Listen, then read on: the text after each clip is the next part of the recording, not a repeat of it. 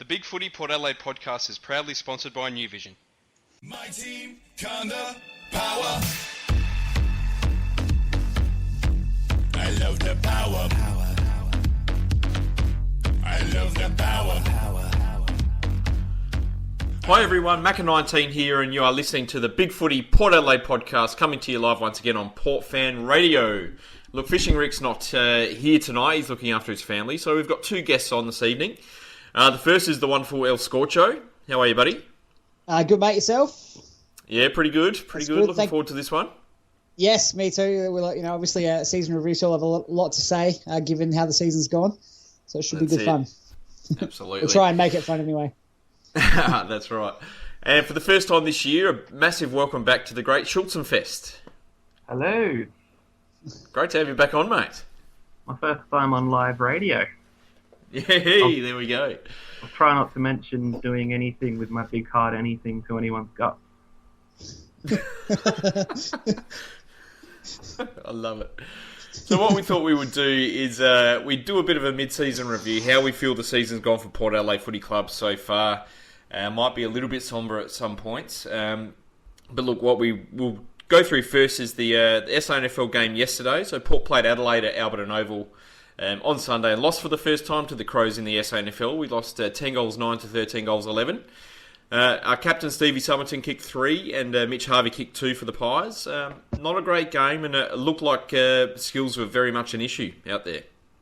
Not just skills, but the game plan was not working at all. I don't know if you guys were at the game, I was at the game on sort of the Port Club side, and just the entire game, there was always an uncontested Crows player waiting to get a mark on the wing and pump it inside 50, and there just never seemed to be anything done about it.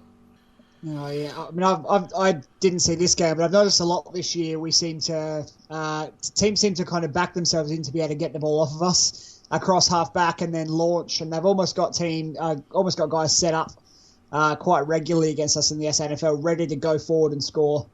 And we seem to concede a lot of goals that way. I guess at both levels, but especially at SANFL level. That's it. I mean, we've had, it looks like we had massive numbers out there. I mean, we led the disposals by 60, but had 13 less inside 50, so it looks like our disposal was pretty poor. But, I mean, some players had huge numbers. I mean, Paul Stewart had 32 touches, 14 marks, and a goal. Only had 2 tackles, though, so I'm not sure what that says about his role in the team. Sammy Gray had 31 touches, Tommy Logan 27, so looks like they were sharing it around quite a lot, but couldn't really get anything going up forward. Well, without having seen the stats, I would guess that those 6 extra touches were all handballs. It was just one of those games where we spent the whole time circling handballs around looking for the perfect outlet and never finding it. I've got the stats in front of me. We did have 8 more kicks, but almost 50 more handballs. So yeah, that's reflected in that. I think Stephen Summerton had 23 touches and 10 marks, but 0 tackles. So similar along the lines to Stewart there, where obviously sharing the ball around and chipping the ball around across our half back line, but teams have been quite happy all year just to sit back against us and wait, soak up pressure, let us muck around with the ball in our kind of across the middle and half back as much as we want, knowing that they can sit back and we can't hurt them. Well, that's right. I mean, it looks like the midfield was a bit of an issue. We won the hit-outs quite convincingly, but got thumped in the clearances. So the old hit-outs weren't on target, I guess it seems. But yeah, we also got smacked in the tackle stat as well. I think we had almost 20 less tackles. So I don't know. Was it work rate? Was it the forward line not functioning too well? No, it shouldn't be work rate, because the guys we had out there, sort of Stewart and Gray and Young, and them have all got AFL experience. The Crows only had Pods and Jared Lyons, who had AFL experience that I can think of off the top of my head. I'm Brody Martin. Yeah. And you'd think there was really no reason for us to lose that game on paper. Yeah, it seems to be a bit of a story at some points in this season for the Maggies, where I don't know, it just doesn't seem to click at all. And happening against Norwood happened in a bit earlier in the season as well. But I don't know, it's just disappointing to lose to the Crows. You never want that to happen. Yeah, absolutely. Look, I think teams set up quite well against us, and you can tell when we play the better drilled sides, and obviously the Crows being an AFL reserve side. Similarly to Nord, they just set up, and they're professional in the way they get back and set up their flood and all that kind of thing. So if we can't do it at AFL level with all the skill we've got at AFL level, we're really going to struggle at SANFL level to kind of move through that kind of press. And we've struggled all year against those kind of really good organised sides. Sometimes we've been able to just outclass teams, but it hasn't tended to happen against those kind of sides. I think there's something in that, considering that I think Port before this week was third and the Crows were either bottom or second bottom or something like that.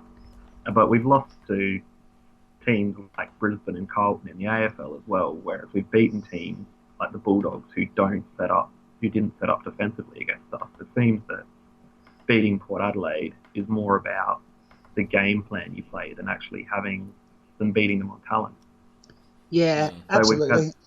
Norwood playing an AFL-style game plan, and the Crows, who, despite we've beaten much better SANFL teams than the Crows reserves, but the Crows beat us with that game plan.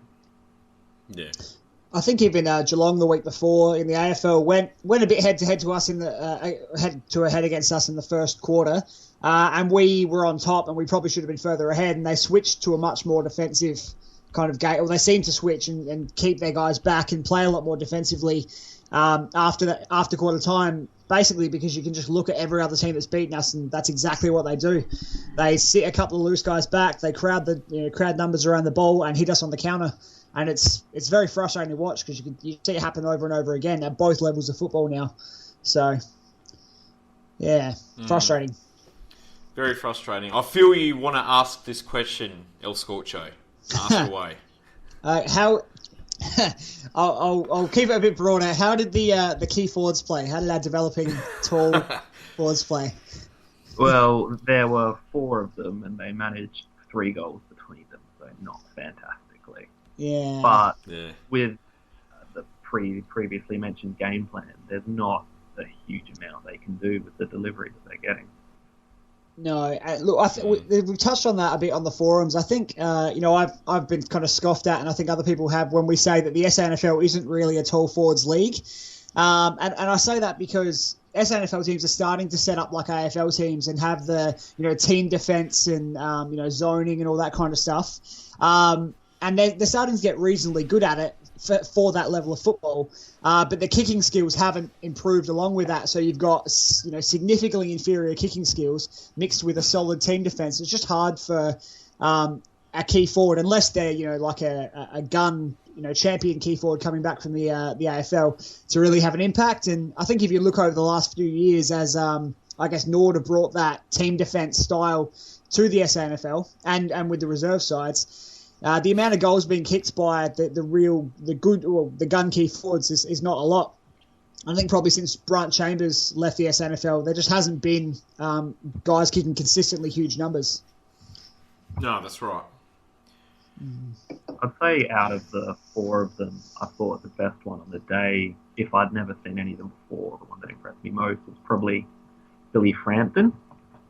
He reminds me a bit of sort of an athletic Brogan, in that he's a bit of the sort of angry classic Port Adelaide ruckman. You can see him.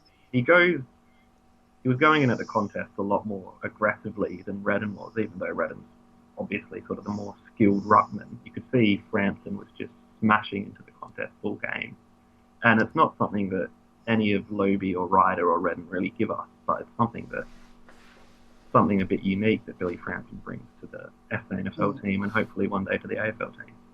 It's definitely something we lack across the board, that kind of physicality, I think.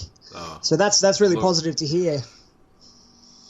So that's, it's positive to hear. I mean, I've quite liked what I've seen out of Palmer and Austin so far. I haven't seen much of Howard or Frampton yet because I haven't been to an SANFL game since they've been back in. But, it looks like we've done pretty well with all 4 of those draft picks at this early stage, especially with 3 of them being tolls. So that's a positive. Definitely. Yeah, no doubt. And look, I love Billy's aggression. I think it's fantastic, and I'm sure we'll run it out of him at some point next pre-season. So that's it. Look, let's go on to the mid-season review. That's what this podcast's about tonight.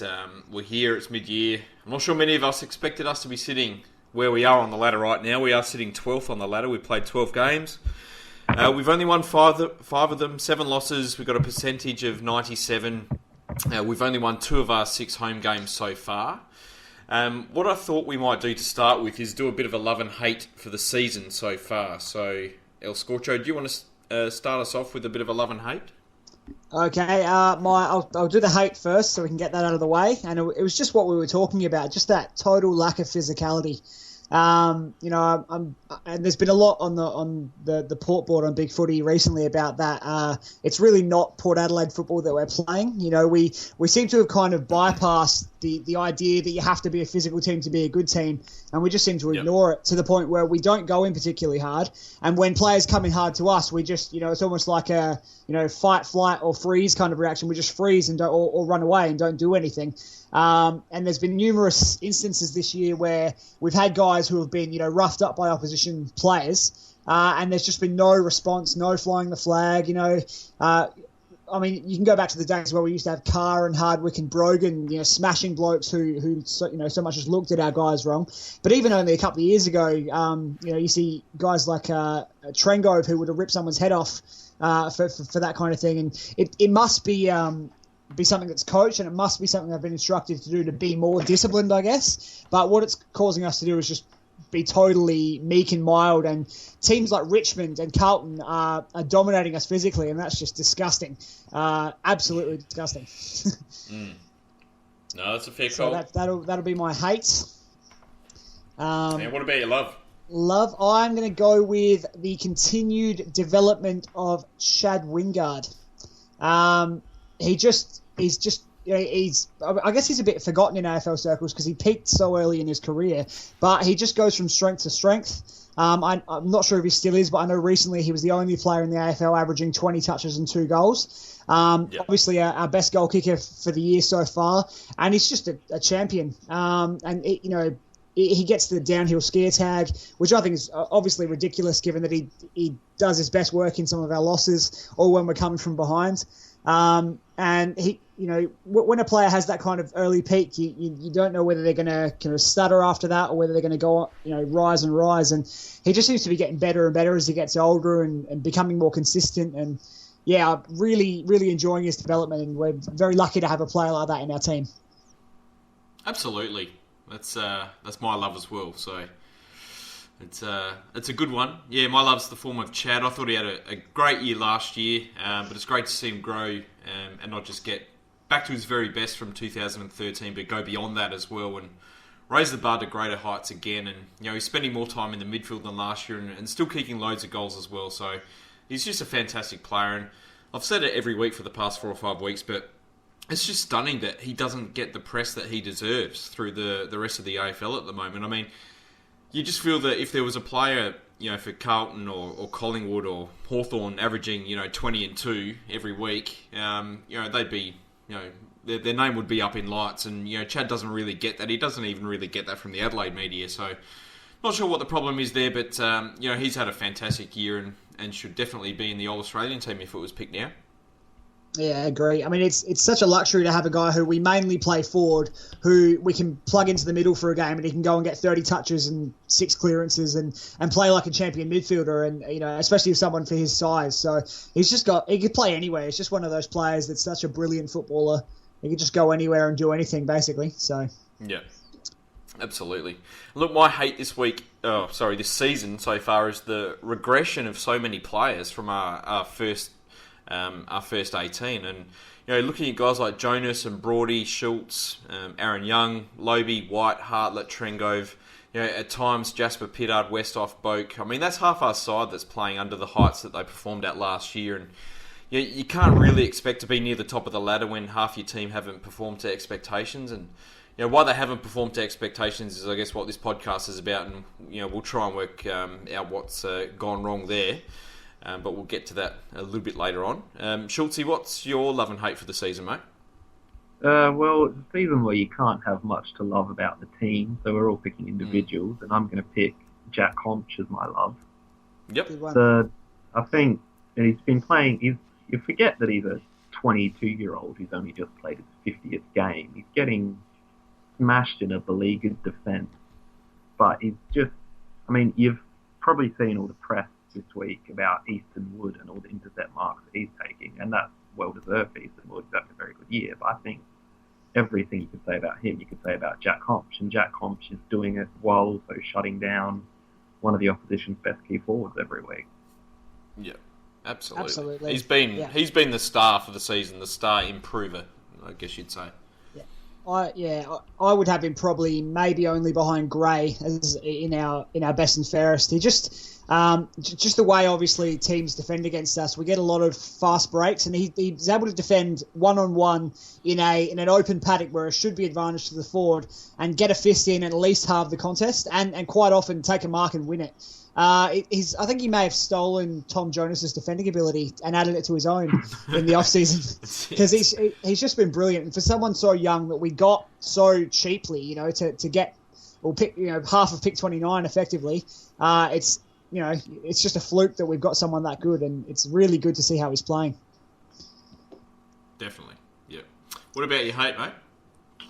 Well, the hate probably got to be just how easily we could have been 8-4 right now rather than 5-7. I mean, it's not like all we would have to do is beat Brisbane and Carlton, who are second and third bottom, and beat Geelong at home, who just lost to Melbourne at Kadini Park. It's the team that had 7 goals to nothing against Hawthorn within 10 minutes has then gone on to have a season like this. And it's more frustrating than a season like 2012, where you knew that this was the best that this team could do, because we've seen the best that this team can do, and it's so much better than what they're dishing up. And it's just going to be a complete waste of a season at this point. We should be a lot better than we are. Absolutely. It's ridiculously frustrating how we can play so well against Hawthorn. We can beat North Melbourne away, which we pretty much never do.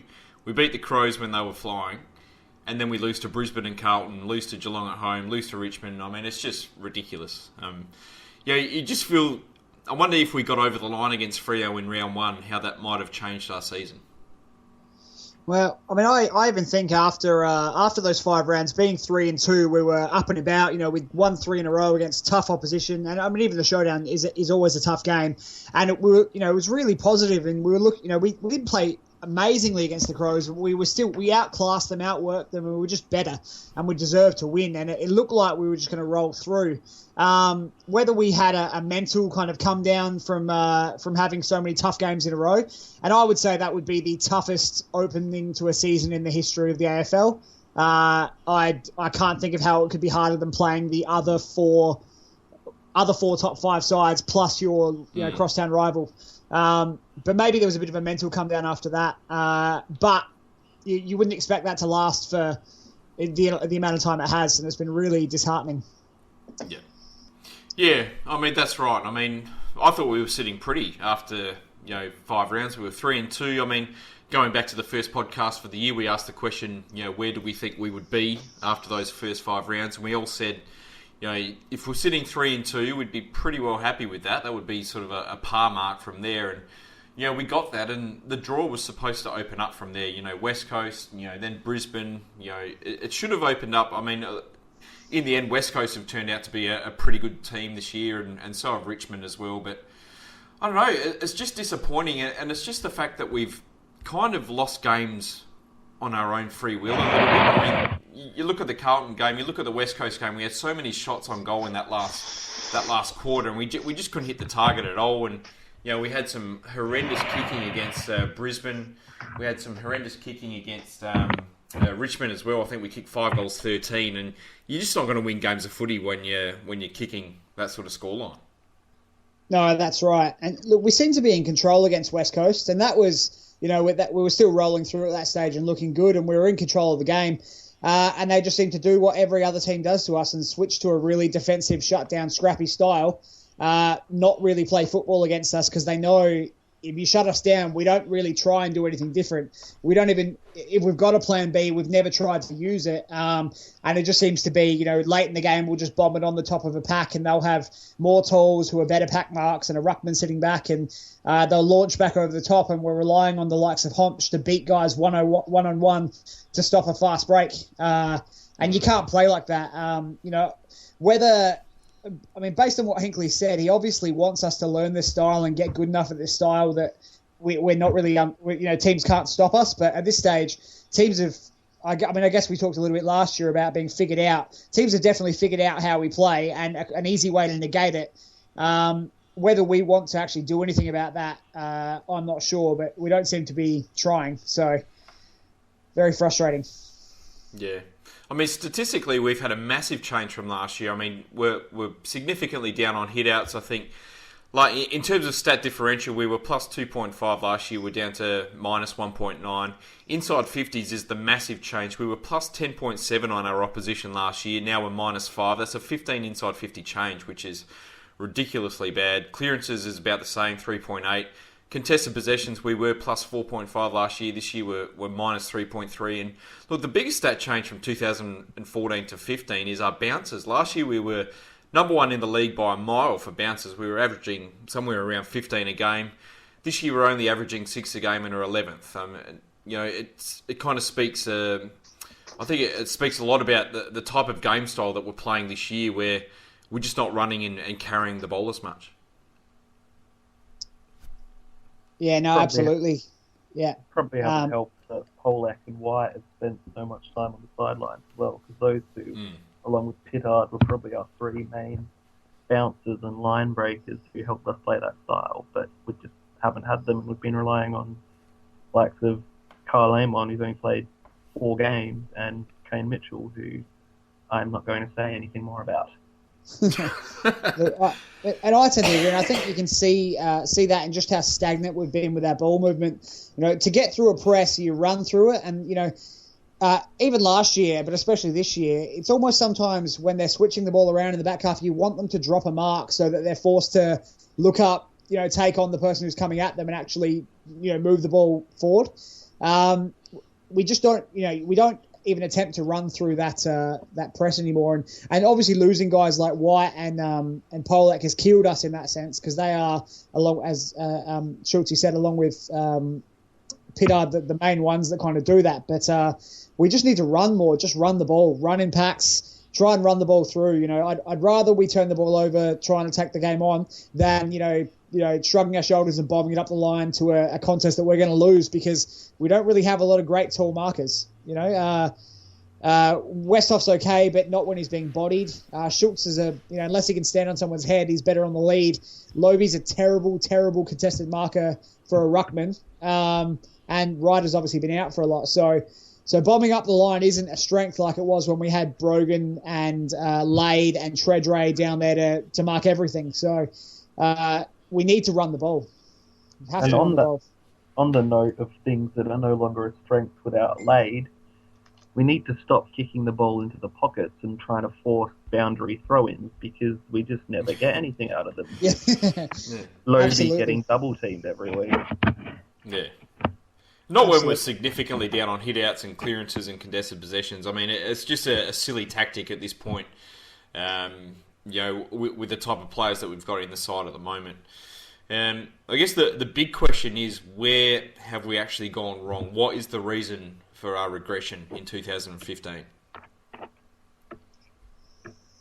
I don't think it's I don't think you can point to one thing. I think it's a combination of things. I definitely think there was some complacency coming into the season with, Hinckley not coaching during the preseason, which is, we had. I guess we didn't think too much of it at the time, but it's, it's a bit of an alarm bell should have been going off at that point.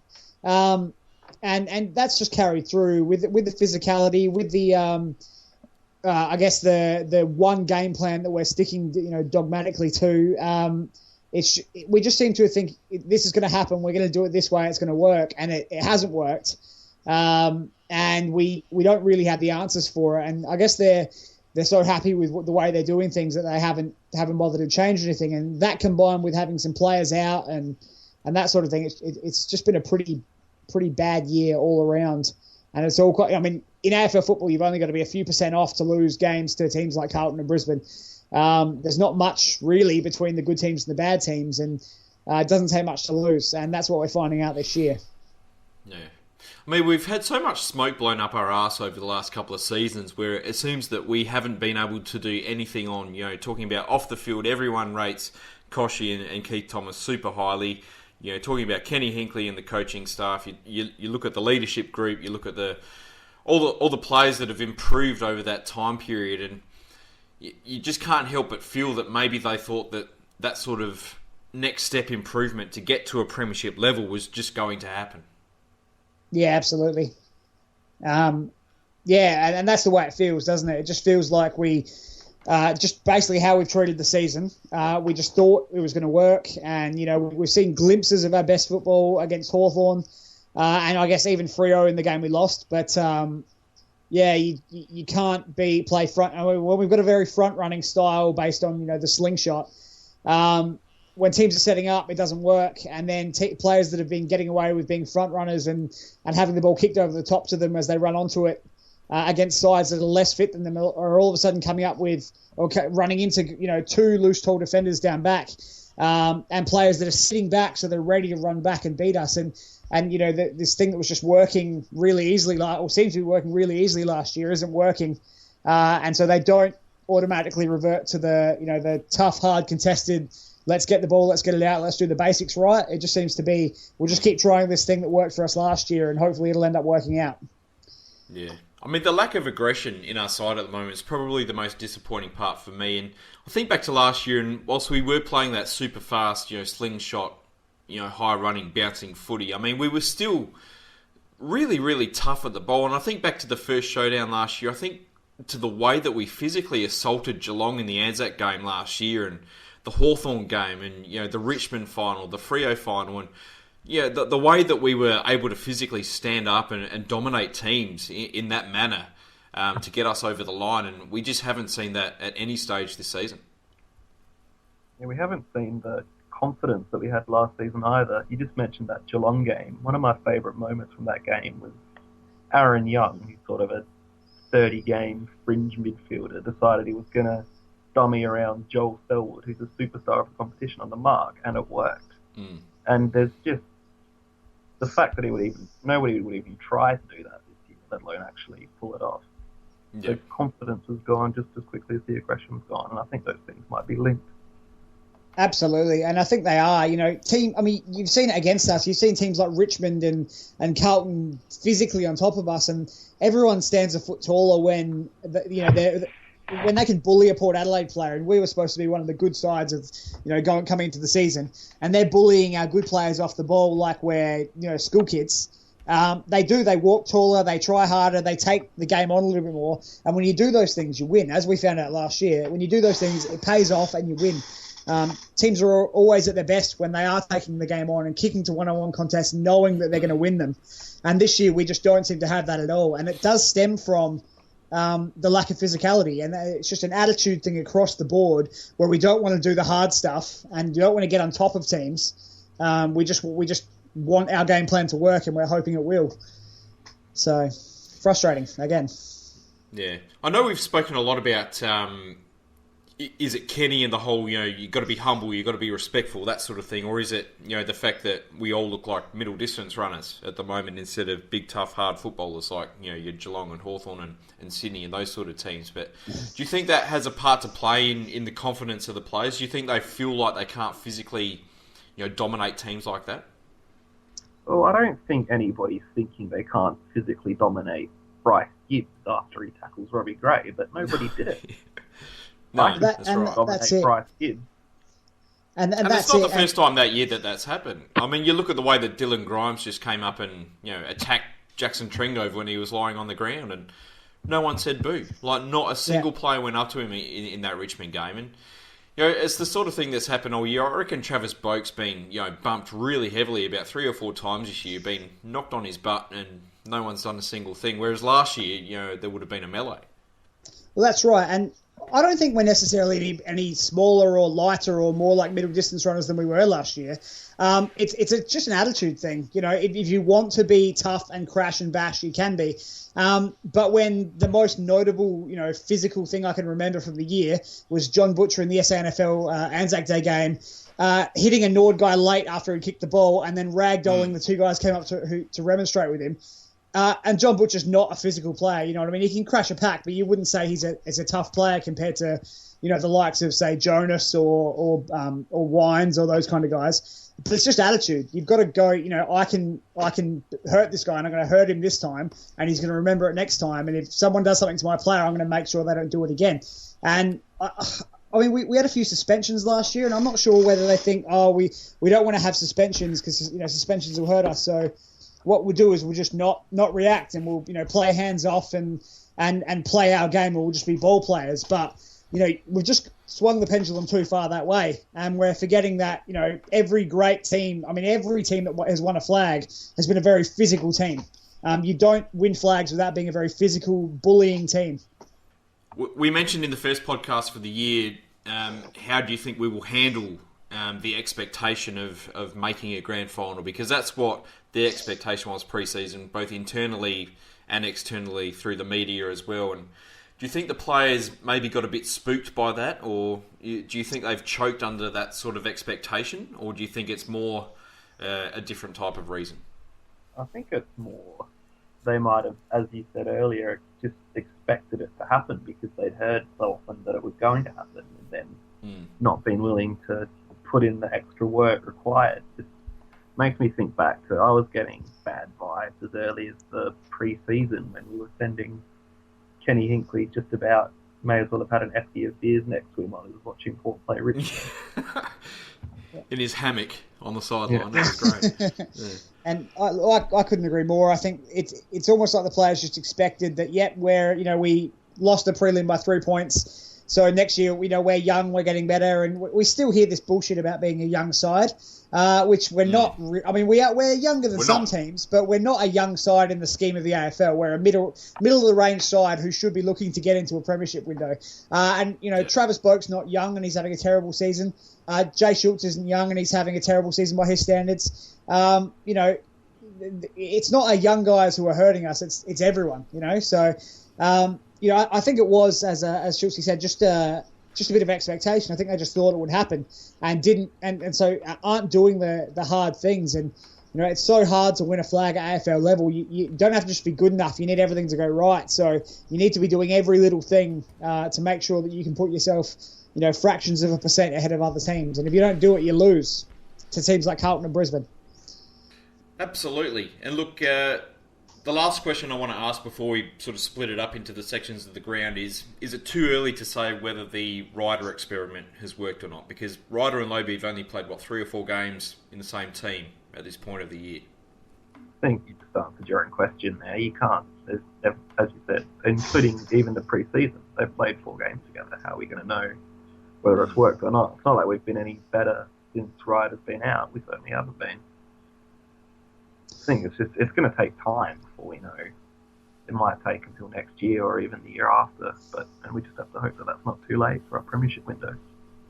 Yeah, we definitely need to get more games into the unit as a forward unit, and I think just with that structure, I think we blinked very quickly at the start of the year when we didn't win the first game because Ryder got beaten by Sandilands, who's a very hard ruckman to beat at the best of times. We blinked and brought in Redden, and then when Redden didn't work because he wasn't fit, instead of sticking with that tall structure and just dropping Redden and bringing Butcher back as we probably should have done, we just went, oh no, we'll just go short again, which is what happened last year.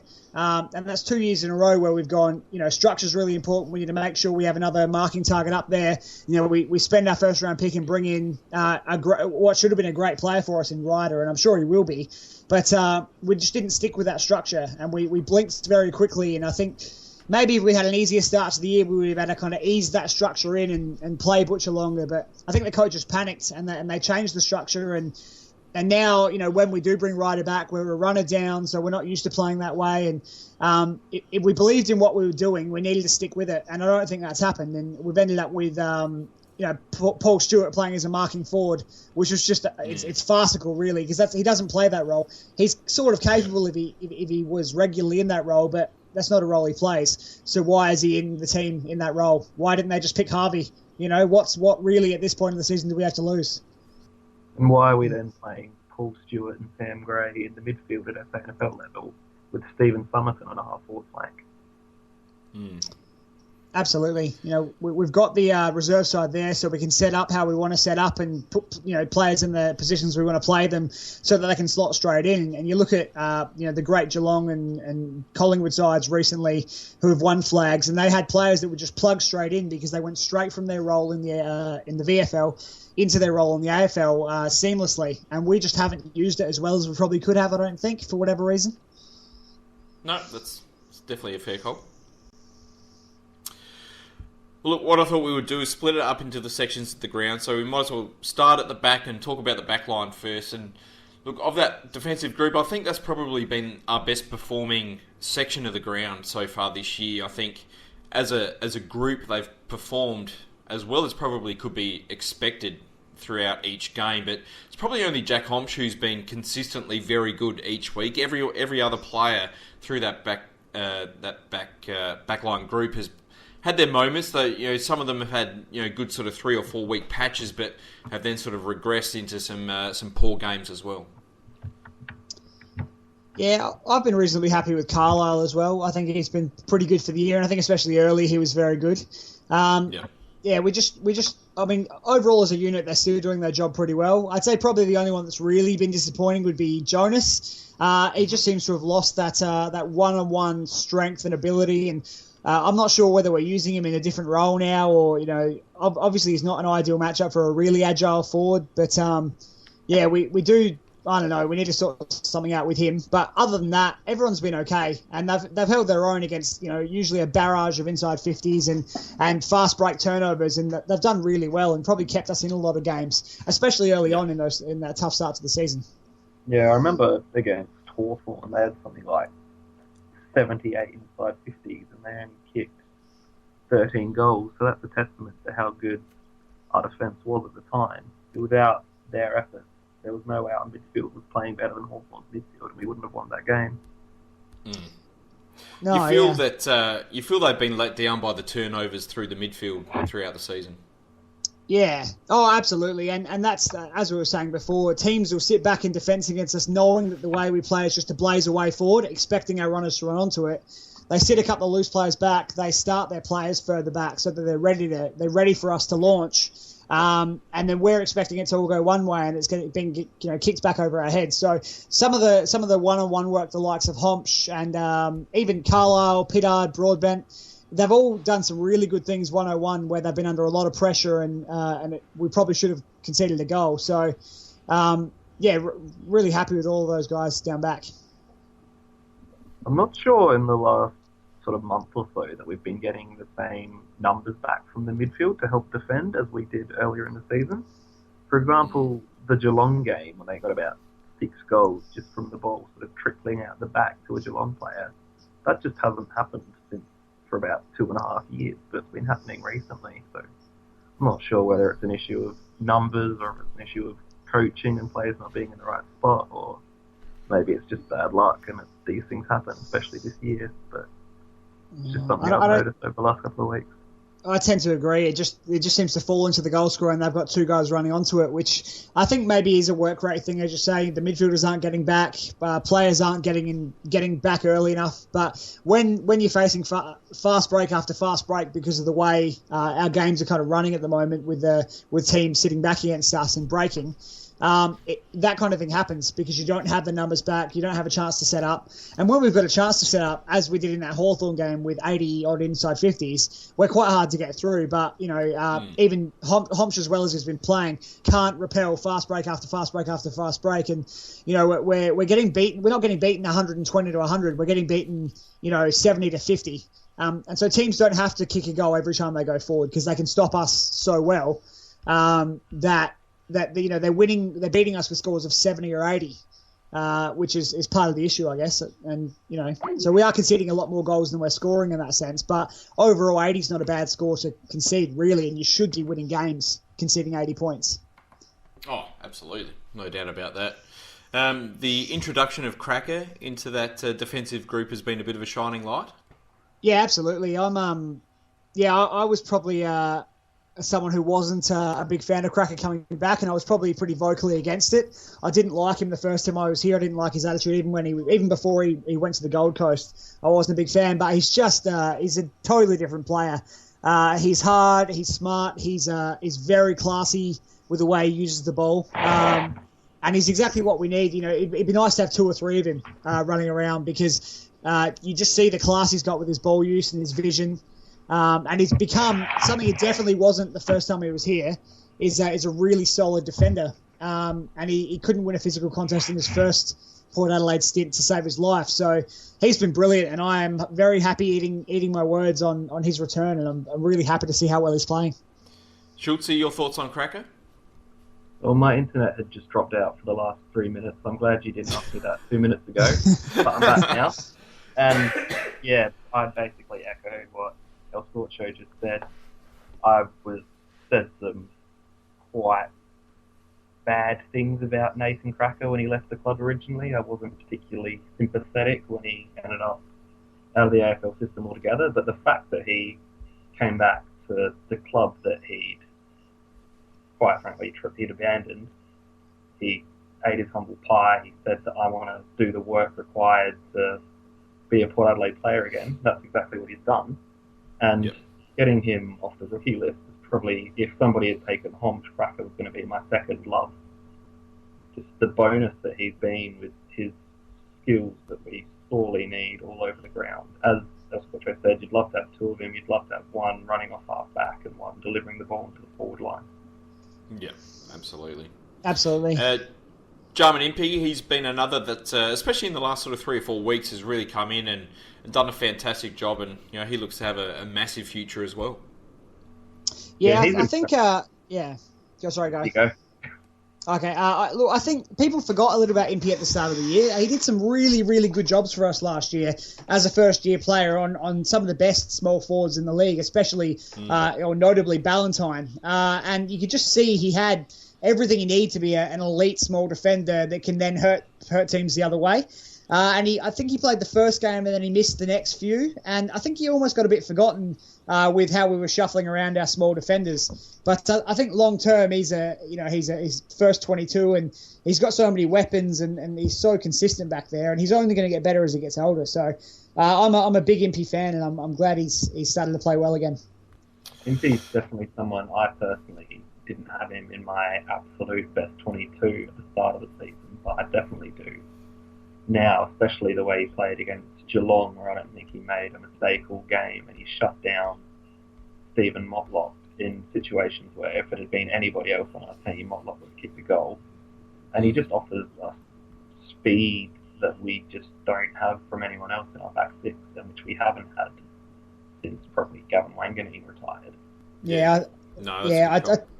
Absolutely. And I think, it was just a really good, in that draft, in that, 2013 draft, we clearly targeted what we needed and what we were lacking.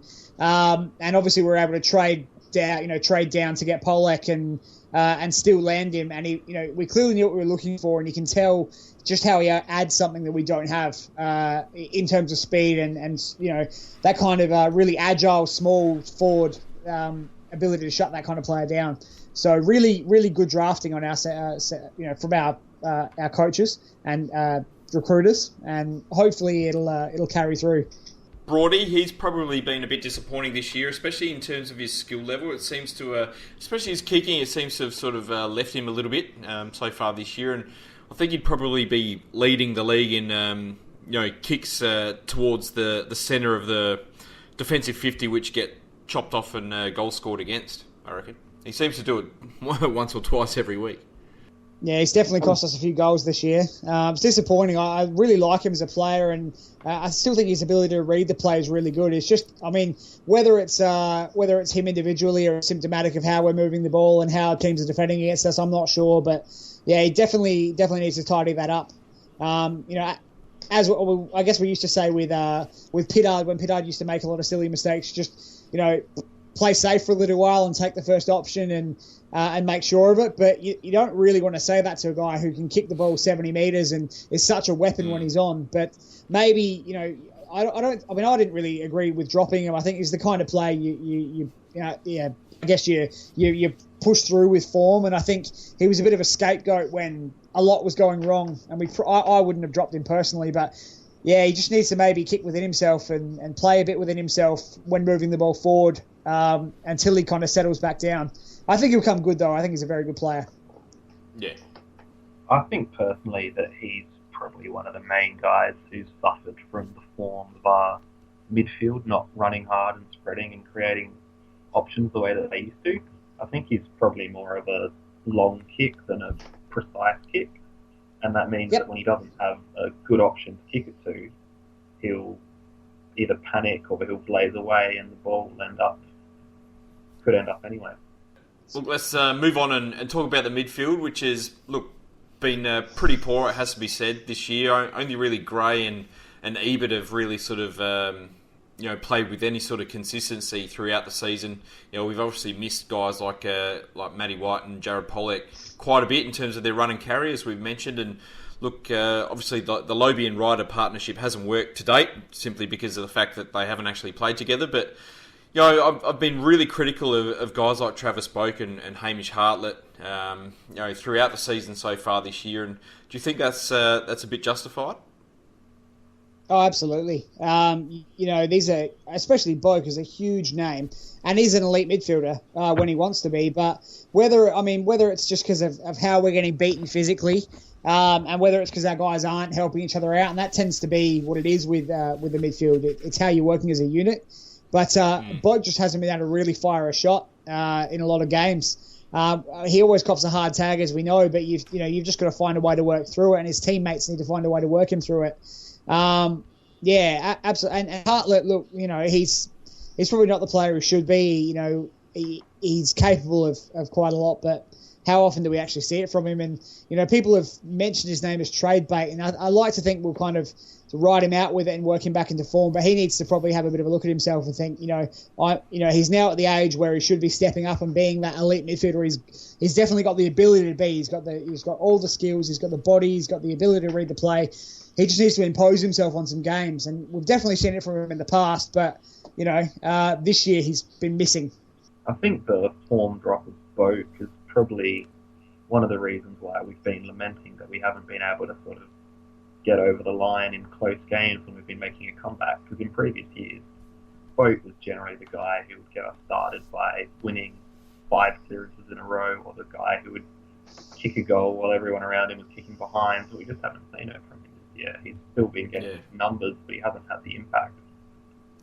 His lack of outside game has been quite detrimental, I think, to our midfield so far this year. I mean, he's still getting a lot of clearances. He's still winning a lot of the hard ball, but he's just under so much pressure straight away as soon as he gets it that he's just not getting free, and he's not able to use the ball as well as he has been able to in previous years. Yeah, absolutely. I mean, but he's still. I mean, he was getting the hard tag last year. It's not anything new. He's all Australian in the last 2 years, and he's been getting hard tags for quite a while because he's been obviously our best midfielder for quite a while, possibly overtaken by Gray. But whether it's just a whole unit, we need to be blocking and making space better. I definitely think we're a better team with the likes of Wines in the side who can kind of bullock through a stoppage. But look, Boak just needs to do more and work harder and run harder and run it off. If you're going to be an elite midfielder like he is, an elite ball playing mid, you're going to cop a hard tag, and you can either work harder and I don't think he doesn't complain. He's not that kind of player, but you just got to keep working and run through it. Hamish Hartlett's a bit of a strange one. I really don't know how to feel about his year at the moment. I feel that, I don't know, part of me feels like we're being far too harsh on Hammer, because he's always been, in previous years, a bit of a peak and a trough type player who have a best on ground performance and then not get a kick for 2 weeks and then best on ground again. But this year he's just sort of been a lot more consistent. He hasn't had those peaks. He hasn't really had those troughs. He's just been played at the one sort of level the whole season. It's probably not at the level that we expect from him. but is he performing a bit of a different role this year? Because you look at his year statistically, and he's getting career highs in a lot of stats. Yeah, maybe that's it. Maybe, we won so many games last year that sometimes he popped up and won us games and we didn't really notice as much when he wasn't doing it. But, he's getting to the stage where he's the age now where, what is he, 24 now? That's the kind of age where he needs to stand up and start being a consistent, 25 plus, touch midfielder, imposing himself on games. And, again, maybe it's just that the whole midfield's kind of been let down. That he's just been a part of that. But, it's nice to see him playing consistent footy, but I would like to see him, just step up and be an elite midfielder because he's got everything he needs, as I said. He's just got to actually do it. I do think he stepped up a little bit against Carlton, though, and started to... I mean, he still wasn't absolutely at his best. He sort of had 25 touches and won a lot of contested touches, and he took that big intercept mark running in the way of Levi Caswell, who's probably the biggest guy on Carlton's team. So it is a step in the right direction, and that's probably what we're going to have to hope for, rather than having sort of trudging along at 20 touches and then having one big game. It's probably going to be more gradual. Yeah, Robbie Gray, his season has continued on his form from last year. He's playing pretty much as a bona fide midfielder this year and is just dominating in the stoppages. He's just an absolute clearance king, pretty much the best in the league in that sort of role at the moment. How have you guys seen his season? I'm glad he's playing as a bona fide midfielder now personally. I've always thought since 2011 when we sort of started running him through there at the end of the year that was his best position, because he's just got the sense where the ball's going to go, and then he's got a sense for how to somehow get out of the pack and run past 5 opposition players, and for some reason none of them can lay a hand on him. And yeah, I think that's his future as an AFL player. I think he's only going to sort of go forward to rest rather than starting forward and then rotating through the midfield. I don't think he's going to have any more 40-goal seasons, but I think he's most valuable helping provide us with those goals from the midfield and getting on the end of other people's good work, personally. Yeah, absolutely. He's such a good... He's the best player in traffic in the AFL at the moment. It just is. And look, he's probably not getting the attention he was last year because we've been terrible as a team, but he's been just as good. He's just continued on from where he was. He hasn't seemed to be kind of affected by our lack of ability to win hitouts. He just finds the ball in the middle, weaves in and out, and he gets those really clean clearances where, what he does with the ball after that and what our whole team does with the ball with those clean clearances isn't ideal in terms of kicking to the pockets and that sort of thing. But in terms of getting free from a stoppage, there's probably not anyone better in the AFL at the moment. And so it's really good to see him continue that. I just hope we can, fix up our structures and fix up the way we set up so that we're getting a bit more benefit from Robbie Gray kind of waltzing the ball out of a stoppage. So instead of kicking to the pockets and, or bombing it on the top of, a 2-on-3 or something like that, we actually, he can, we start spotting up targets and all that kind of thing. But he's been brilliant again. He'd be, along with Wingard, probably a chance of All-Australian if he keeps up his form. No doubt. I would certainly have him in the All-Australian team at the moment, but I don't know. I feel that because he's not getting the goals that he got last year, that the selectors will probably think he's not had as good a year when, arguably he's definitely had an equal season, I think, to his year last year. I'd agree, yeah. I'd agree. In terms of second string midfielders, we've tried Aaron Young for quite a few games. Andrew Moore's not really been in the side. He's only played the one game. We've tried Brendan Archie, to a lesser extent Kay Mitchell as well. I mean, that's probably been one of the most disappointing parts for me this year is the lack of those sort of second string midfielders standing up and making a name for themselves on a weekly basis. I think that Brendan Archie has stood up personally, but he just hasn't been given a chance to do it for more than a quarter at a time. He's definitely been the best performed of the lot, I think. But, it's pretty hard when you're only getting about 15 minutes game time every week.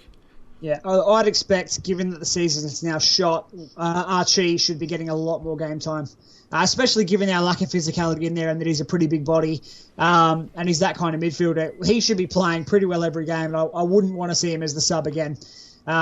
He's been quite good in the glimpses we've seen, but just get him in there and let him play at this stage. We need to know whether we've got, whether we can rely on that kind of player to step up and be a consistent AFL player. And he's definitely shown the signs. But yeah, I mean, some of the other guys, obviously Mitchell, my feelings are pretty similar to everyone else's feelings. He can run, but he just doesn't offer enough when I guess when we're struggling and we're up against it and there's nowhere to run to because the team have set up a big zone in our forward half. He just doesn't offer enough in terms of his disposal and his I guess his ability to create. Occasionally gets free in the forward 50 and takes a mark and gets a set shot, but overall, he looks really good when we're winning and when we're able to get the ball over the top, but not doing enough. And I'd say Gray's the same. Young and Moore, are either of them going to step up and be an AFL player? Who knows? They've both shown that they've got some ability, but neither of them are going to put it together, I guess, consistently. And they're both, they're probably both 40 or 50 game players now. So you'd expect to start to see a little bit of consistency out of them. Hopefully, we see Youngie. Youngie's been bitterly disappointing since his first couple of games this year. I mean, he was just about best on ground against Hawthorn. He had a ripper game against North Melbourne, was really good against the Crows. Then it's just gone all downhill from there. He got subbed out against West Coast and just played no role at all against the Bulldogs and Geelong. Yeah, there was actually an article about Young after that Hawthorn game that essentially said fringe player no more. Aaron Young's locked himself into the best 22. And if he kept up that form, he certainly would have. But he's just, I don't think he's topped 15 disposals since then, let alone actually had a good breakout sort of game. And against Geelong, not only did he barely touch it, but every time he touched it, he kicked it out on the floor straight back to a Geelong player. And I mean, I'm one of his biggest fans, but he very much deserves to be dropped after that game, and he's going to have to do something special to get another shot after that game. Absolutely. Yeah. Do you feel that our setups have let us down so far this year in terms of the change of midfield coach? Has that played a bit of a role? Yes. I mean, there's definitely something different, isn't there? We just don't seem to be able to... whether it's Lobie's form has definitely hurt us. I think teams always like to get numbers around the ball against us because they don't want to give guys like Boak and Gray space, and they do whatever they can to kind of shut those guys down, and that really hurts us. And I guess we don't have players that are really stepping up and are able to either make space for them or take over when they're being well held. So, I'm not sure how much the midfield coach has got to do with it, but we definitely regressed. Yeah, definitely. I mean, whether it's a structure issue or just a form issue, I'm not sure.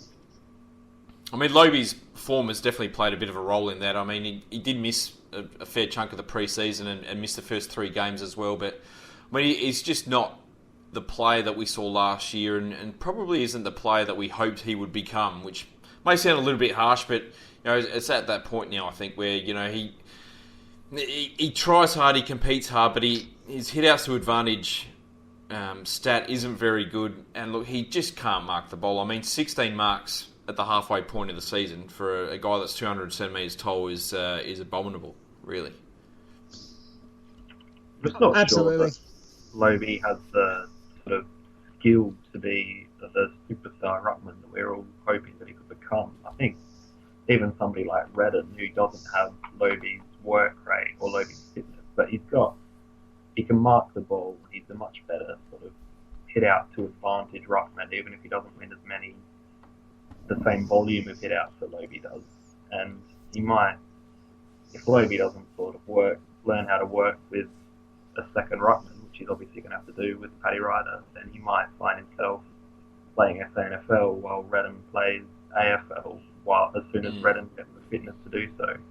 So he's probably got this year, because I don't think Redden is ever going to overtake him as first choice this year, but he's going to have to do it at some point because he doesn't have the sort of talent to override his work rate, which is great, but work rate's not always going to be enough on its own.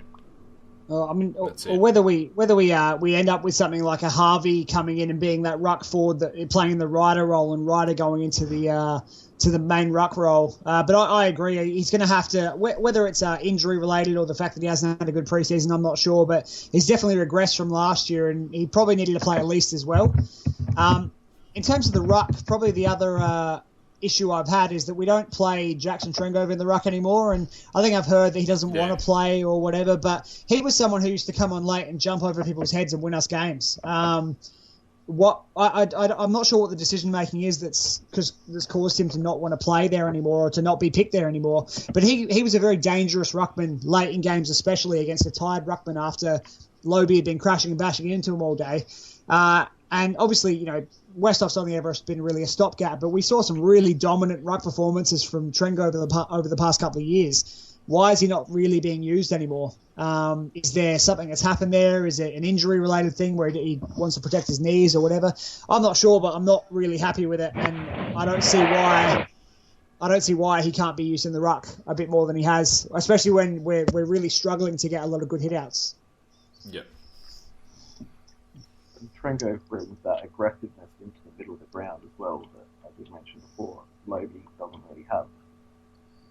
He's got 7 hit-outs for the year, Trengove. So I'll just check that on his against last year. So last year he had 93 hit-outs. This year he's got 7 to halfway through the season.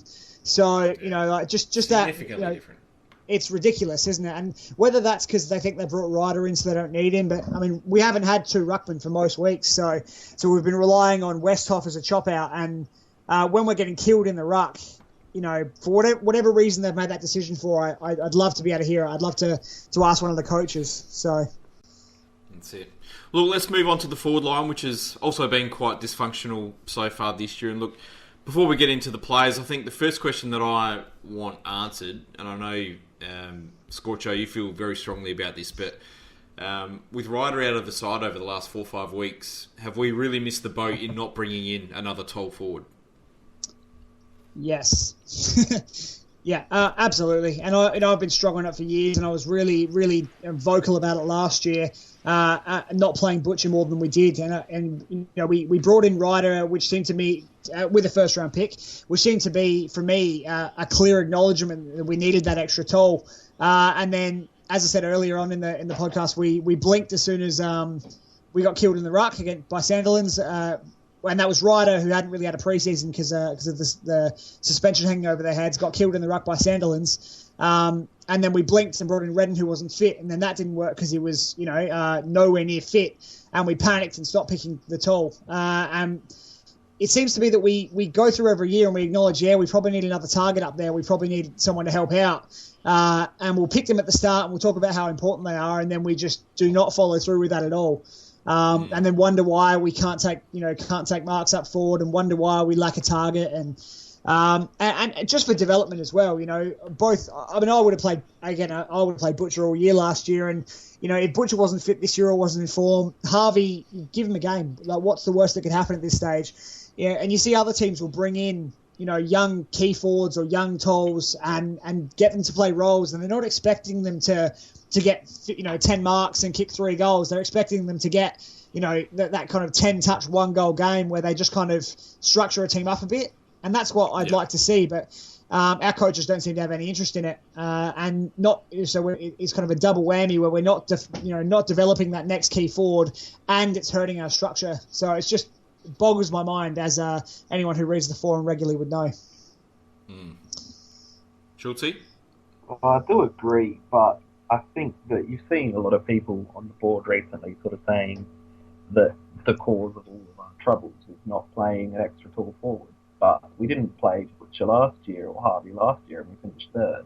So we're clearly capable of playing with our current structure. So I think, I think it would be, considering that we're not going to win the flag this year, it would be good to develop a Harvey or somebody and to give him a chance at playing at AFL level and developing at AFL level. But it's not going to be the sort of answer to all my prayers. It's going to instantly have us back playing finals.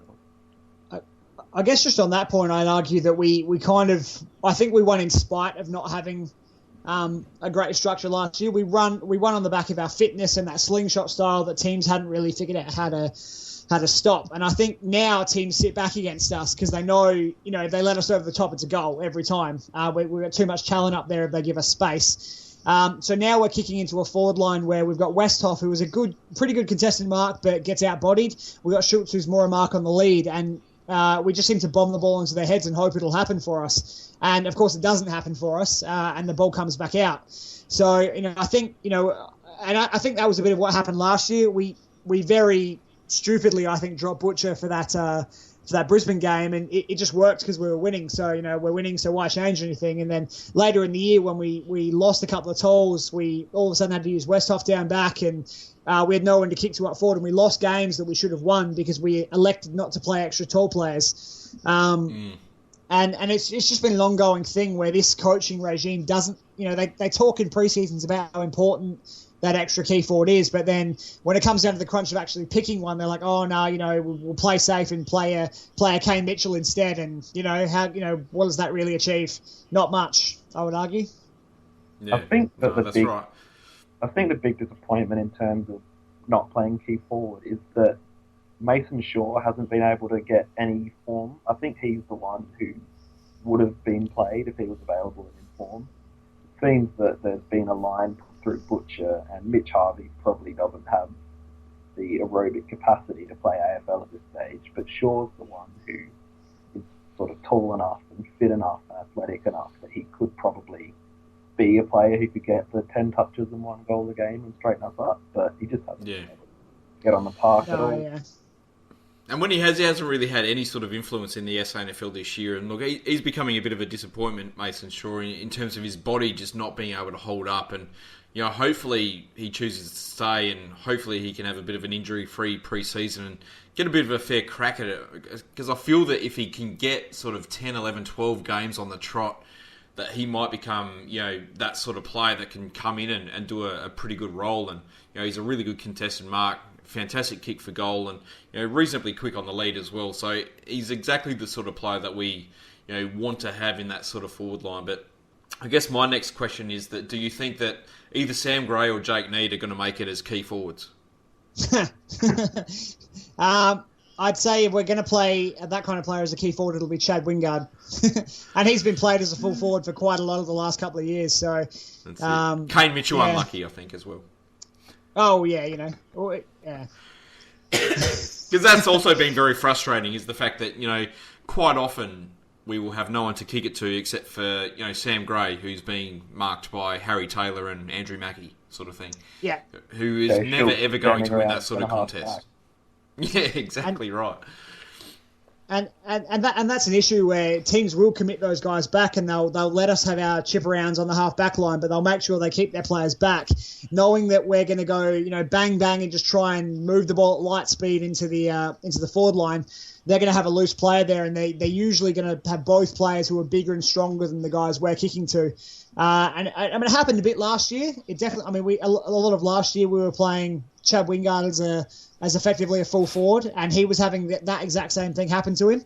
And I was screaming out for another key forward to be picked, I guess. But it's not something they seem to want to address. So I'd hope for the second half of the year we see.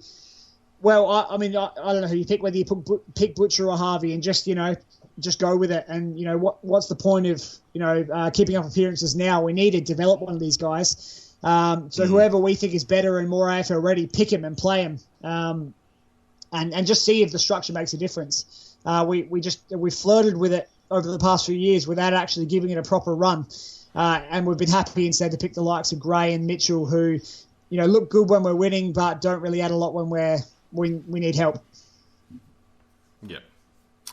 Schultze's season, he's kicked 5 goals in our 7 losses, 20 goals in our 5 wins so far. So he's been, a little bit of a disappointment as well in terms of his consistency this season.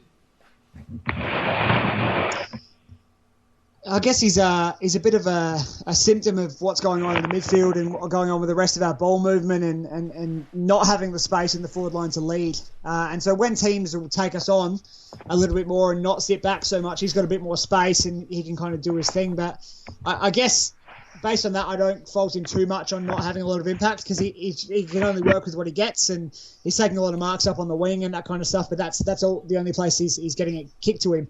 But what has been disappointing is him missing set shots, which should be bread and butter. Put it in the book. And he's missed a few that have really hurt us and cost us games. And you don't expect that from him. No. Well, you say we need an extra key forward, but it might just be that we need to play the key forward we actually have as the key forward. You've got when Schultz is running around on the wing and centre half back. A, it screws up our forward structure, and B, you just mentioned that he misses a lot of shots, and that's probably because he's buggered because he's been running around the entire field. Mm. Yeah, that's right. I know Kenny said a couple of years ago that he wanted Schultz to sort of expand his role and not be afraid to leave the forward 50, but I feel like if he's leaving the sort of forward 60-metre arc, then we're sort of screwing the pooch a little bit there, I think. I mean, he's 30 years old and he looks like he's 45 years old. Only so Very much true. you can ask of him. Mm. Yeah, that's right. That's absolutely. So I guess the question that I've got to ask is, what can we achieve for the rest of this season? Can we turn it around this year? Are we still a sneaky chance for the finals? What happens if we beat Sydney this week? I'd say, yeah. Sorry, go on.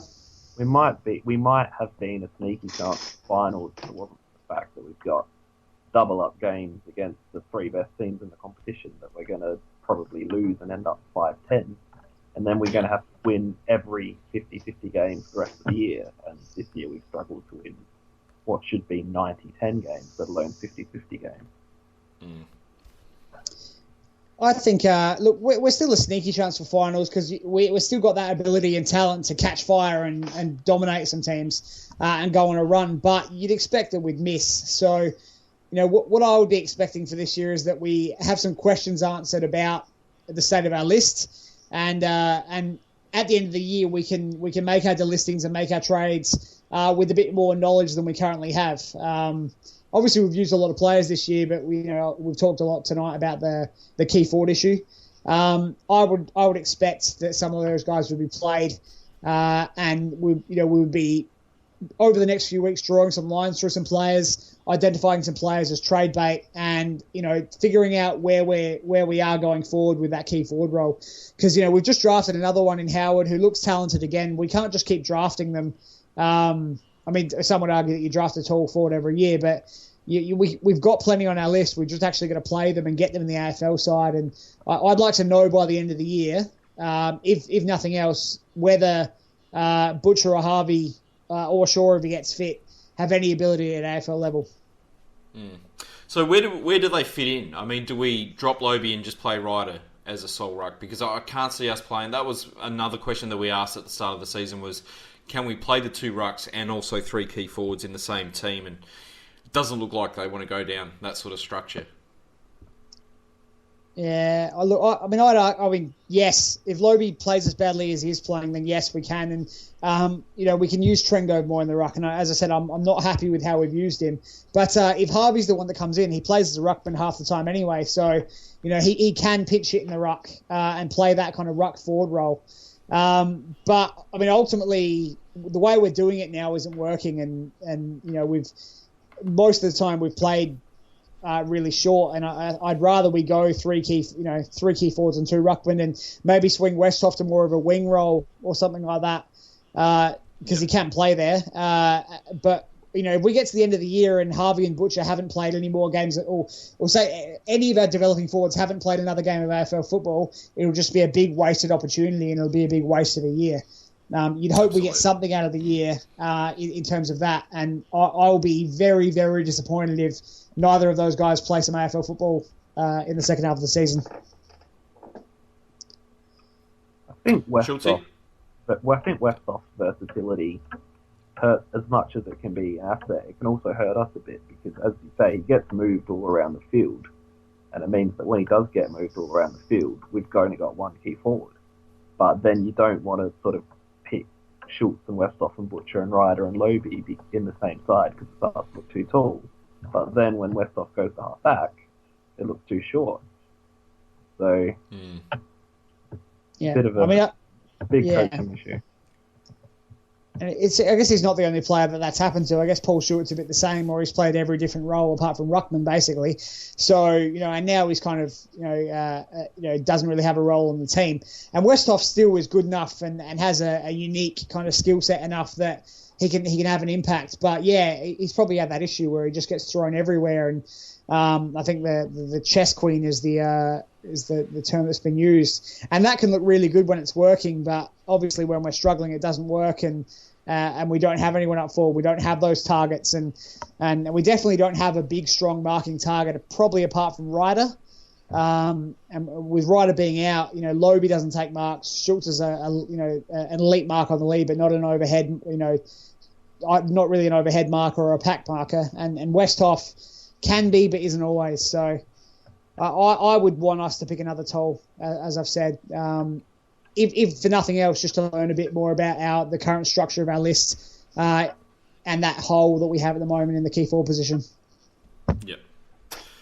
Now, I'm just going to list some names. I just want a yes or a no answer to this question of whether they are going to be on the list for 2016. So the first player I've got is Kane Mitchell. No. Hope not. Hope not. Well, hope not, yeah. I'm going to say yes. I think he will. Oh, hang on. Are we saying whether we want them to be or whether we think they will be? Because they might. Whether we think they will be.